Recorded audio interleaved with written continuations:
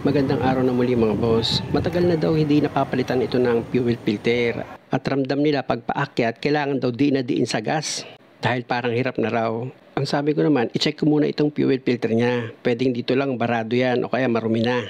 Dahil nga sa karamihan na gagawa ko, nakakalimutan nila meron itong fuel filter na dapat palitan. Sa pagtanggal niyan mga boss, meron yan dalawang fuel hose. Ayan yung tinatanggal ko. Nakaklamp lang naman yan.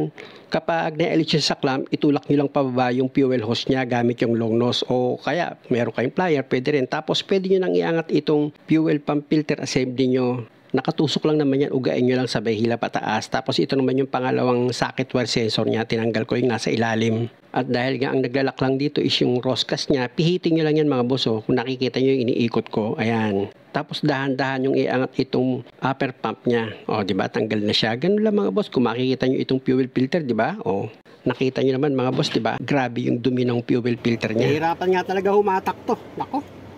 Ito kasing sasakyan mga boss, very busy ito. Talagang walang araw na hindi ito nagagamit. Malaking bagay pa naman itong fuel filter kasi ayan yung sumasala sa dumi. Kaya dapat kung ganito yung sasakyan nyo, nakamonitor kayo mga boss. At ito na ngayon yung bagong fuel filter niya, ilalagay ko na. After ko malinisan itong fuel filter housing, ang pinalinis ko sa fuel filter housing mga boss, 1 litrong diesel lang.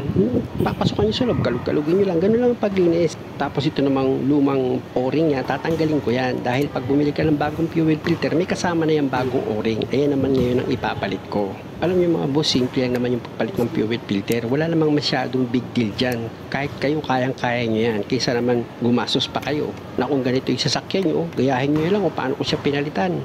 Kung makikita nyo yung arrow na tinuturo ko dito sa housing niya. Tapos dito naman sa upper pump, may arrow din dyan mga boss. Ayan o, titigan nyo maigi sa may sulok niyan. Sundan nyo lang yung daliri ko. Meron din dyang arrow. Ayan, ilapit ko. Ayan o, maliit lang na arrow yun. Dapat yung arrow ng housing at itong upper pump, magkatapat siya pag ipinatong mo itong upper pump dito sa housing. Tsaka mo yun idiin itong upper pump dito sa housing. Dahil ang nagsisid lang naman dyan is yung o-ring niya para hindi siya magkaroon ng leak. I-balance mo lang yung pagdiin mo dito sa upper pump mo para hindi ka mahirapan. Mapapansin mo naman yan pag maayos yung kabit mo eh. Maganda yung pagkakalapat nitong upper pump dito sa housing niya, hindi siya tabingi. Pagpantay na yan mga boss, ikot mo na itong roscas niya. Tapos parang sigurado mo na nakalak na yan, yung arrow niyan tapat-tapat na. Yung roscas mo may arrow din yan, tapos yung upper pump may arrow pati yung housing. Pag tapat na yung tatlo, okay na yan, kabit mo na. Bago mo ilagay sa dati niyang position itong fuel filter assembly mo, ilagay mo muna yung socket wire dito sa baba. Ayan yung nasa ilalim, may socket wire dyan na isa eh. Tapos ipa-slide mo pababa itong fuel filter assembly mo. Meron ka diyang pagsusuksukan. Itapat mo lang yung guide ng fuel filter assembly mo tapos idiin mo lang yan, maglalak na yan. Mapapansin mo naman yan dahil di na siya gagalaw. Tapos pwede mo nang ilagay itong isang fuel hose mo. Yan yung galing sa tangke na hose. Yan munang unahin mong ilagay. Medyo maskip talaga yung position mo dyan pag inilagay mo itong fuel hose. Pero kaya mo yan. Tapos yung isang fuel hose, wag mo muna sila lagay dahil magbe-bleed ka muna. Nakita nyo naman mga boss, di ba nung inilagay ko itong fuel filter niya, wala pang lamang diesel yan, yung filter lang talaga. Kaya ipapump ko yan. Kailangan mapuno ng diesel yan at mawala yung hangin dito sa loob ng fuel filter mo. Na pag okay na, pwede mo nang ilagay isang fuel hose. Silipin natin mga boss para makita yung nilagay ko na itong fuel hose niya na dalawa. Ayan yung isang fuel hose galing sa tangke. Ito naman yung papunta na sa makina na fuel hose. Tapos gagamit ka ngayon dyan ng long nose para sa clamp niya. Kailangan huwag mo kalimutang ilagay yung clamp niyan para yung hose maipit niya na dapat wala siyang singaw.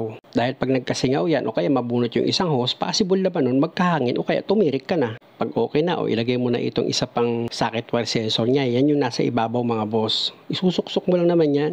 At kung sa palagay mo okay na siya, o pwede mo nang paandarin itong makina para masubukan mo na yung gawa mo kung aandar ba yan.